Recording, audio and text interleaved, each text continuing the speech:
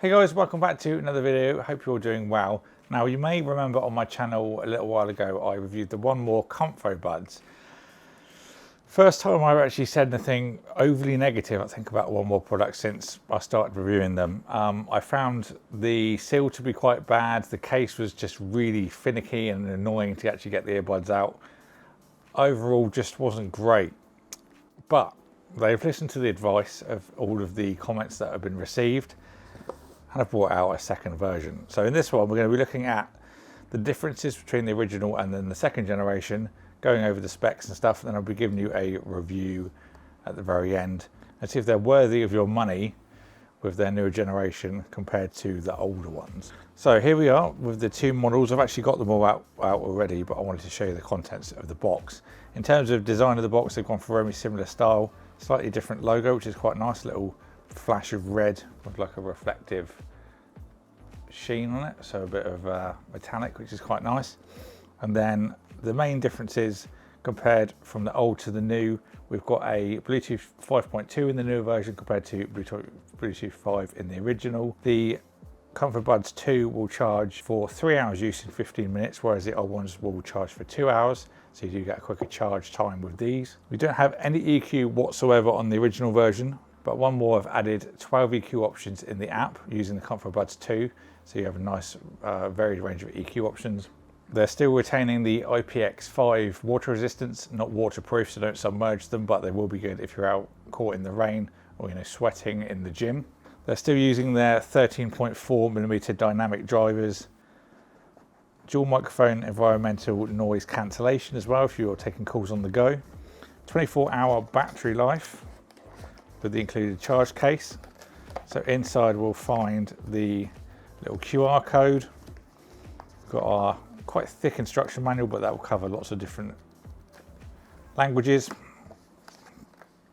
Also one more sticker, and then inside the box we will find the USB-C charging cable, as well as some smaller ear tips if you're not a fan of the ones that come on it by default. So if we get this out the way, now the second version, they've changed the design of the case. Thankfully, this is one of the biggest complaints that I had. They've also added a UV finish on it as well, which helps protect it from fingerprints, which actually does benefit to helping fingerprints. This one on the left, which is the original version, you can really fingerprint that up really quickly, whereas the second one, you can really put your hands all over it and it's really not as bad. Only about half as marked as the original, so that's definitely one improvement. A little slight blue tinge to the case. They are also available in white if you don't fancy the black. Bigger case on the second generation, which is good. So the complaint I had with the original generation was that they went for such a small form factor. They've gone over form rather than function, so it was just really finicky to get them out. Like even opening the case was difficult, and then actually getting them out was really tricky. Like, I think that's the actual first time I managed to get them out relatively easily since I actually reviewed them. So these only actually came out of the box to compare to the newer version in terms of comfort and feel and things like that when the second gen arrived. So they've literally been sat untouched since my original review. So that should tell you something about how much I didn't like them. On the second generation, they've got a nice kind of lip, which is nice and easy to open, and then you can easily take them out like that, like every time as well. It's not like a one-time fluke, it's literally every time you can get them out nice and easily. So let's take the left one over each just to compare. Now the newer generation, they've got a little white LED in the bottom, whereas the original generation they had a blue LED. In terms of the actual design, they are slightly different. If you look on this side, looking at the earbuds in up close, you can see they've changed the positioning of the case charger where it's going to make the contact. It's slightly lower down on the ComfoBuds on the actual stem, whereas it's on the actual earpiece on the second generation. The silicon's a lot bigger on the second generation as well. Fit and seal was a big complaint I had on the original. Just wasn't big enough and you could never kind of get it to really seal nicely in the ear. If I put it in, it already doesn't feel very secure anyway. Let's take the right of the ComfoBuds 2. The seal is so much better on these.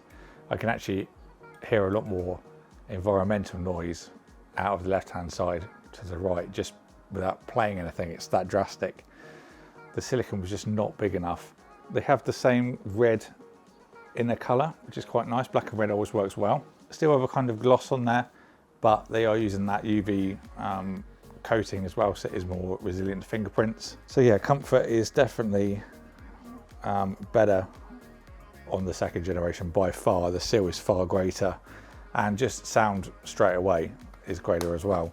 So let me show you the app and show you the EQ options that we have on the second generation. Okay, so I've got them connected up, and here is the app that you can now do some different adjustments with. So smart playback is going to be the options of when you take them out of the ear. They've got wear detection, which is really great. I've put it to auto pause and play, so when you take it out, it will pause, put it back in, it will resume. You can obviously turn that off if you don't fancy that. Custom settings, you can do the tap gestures, so maybe you want to play, pause, do volume next track. You can change what these do in here, which is quite nice. Nice to be able to customize those. That's not something you generally see with earphones. They're generally set to one function, so it's nice to have some flexibility. Gaming mode reduces the latency. You might find that that reduces battery life a little bit, but if you are playing games on the go, you do want to make sure there's no latency issues at all.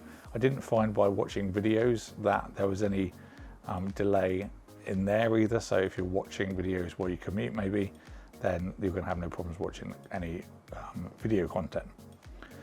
You can upgrade this with the firmware as well. This is on the latest version that I literally upgraded it before I shot this video. Equalizer, here we've got all of our presets. As you can see, it's tuned by Luna. Again, he does, Luna Bignati does all of the range of 1MORE products as far as I know. He's a Grammy Award winning sound engineer. So by default, obviously it's going to ship with the standard EQ. That in itself is, I think, possibly the best EQ anyway. All about the seal though with these ones, because they have such bigger silicon tips, that helps create the nice seal, and you really get that humongous depth of bass. That I did actually say there was a nice bass tone on this, but because of that seal and the fit, you just couldn't actually feel it. So now we've got a good seal for the ear, you can really feel that bass. So bass reducer, bass booster, acoustic, classical, podcast, deep, electronic, hip hop, lounge, pop, or vocal booster. Generally I'd maybe go for a pop, slight raise in the bass and the highs, a little bit lower in the mids, but I found personally that the default was absolutely perfect. One thing I would like to see though is an option for custom EQ with some sliders. Generally when I use headphones, I like to put a little bit of a raise on the low end and the high end, but again, being that these have got a good seal, I think the bass will probably be just fine where it is, if not slightly down, so it's going to be a bit more of a curve that way. But that's something they could add in with the firmware updates, as you can update these really quite easily. So that's something they can maybe add in the future. There's a quick guide in here, and you've also got some soothing sounds. If you maybe want to get some 40 winks, you can put some soothing sounds on. You have also got some options.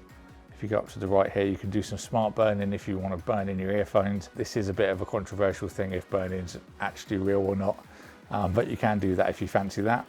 You've got information for the FAQs, contacts, experimental features, pairing pop-up windows. If you want to try those things out, you can do that there. Set the color, which you have, so it will reflect in the product photos here. And then you've got a little bit of the about information down here. So in terms of price wise, the ComfoBuds 2 are going to be coming in at £59.99 in the UK. In Europe, it's going to be £59.99, and also the States, it's going to be the same price everywhere. There's no change as far as I can tell from different regions, so it's quite nice to have it the same across the board. You are going to get 6 hours playback on a single charge, and you also got an LED on the front of the case, which will show you the battery indicator from green to yellow to red. And I've been using these for the last week or so. They literally have been in my pocket in my jeans for the entire week, and I've just had them out and about. They have been so nice to use. Obviously the form factor of the case is really small, be it slightly bigger than the original one, because they took on board the complaints with the original one being too small, but it's still a nice small form factor that you can just chuck in in a pocket nice and easily, and just have some reliable, great sounding headphones just on you at all times. I have tried these out on my bike, going on a little off-road test, and they did stay in. So if you are doing anything a bit more physical, then you should be okay with these. I wouldn't go as far as to say that doing downhill mountain biking will be quite safe, being that they're just a kind of, they kind of float in your ears, and they're light, like 4.3 grams each, so they are quite lightweight. If you're going to be doing really extreme stuff, I would recommend something that's got some like ear hooks to make sure they're really going to stay in there. But for general sport and physical activity, they will do you well. So in terms of sound out the box, the mids are good. You've got a nice clarity in the high range as well. Nothing too sharp as well, which is good. I did say that the sound quality on the original ones was quite good, but the fact that there was just that lack of seal means you just really didn't get that sound delivered nicely, but you really do with these ones thanks to that better seal. The long and short story is to say that they have greatly improved the Generation 2 to the original. It's going to be the same price as the original one launched at as well, so there's really no reason to buy the original one. This is a latest and greatest variant of the ComfoBuds, so very nice to report that they have done a solid job with these ones, and I'd be happy to recommend them to anyone who wants a affordable pair of earphones with a great sound. Definitely one to consider. So thank you all for watching this. I hope it was informative. If there's any more questions that I didn't answer, then let me know down in the comments box below. I'll get them answered for you. So thank you everyone for watching this video. If you enjoyed it and you haven't already, don't forget to subscribe and ding the bell so you don't miss a video. Big thank you to One More for sending these out for me to review. Don't forget to check out my social media and the links down below if you fancy picking up a pair. Thank you all for watching, and I'll see you all in the next one.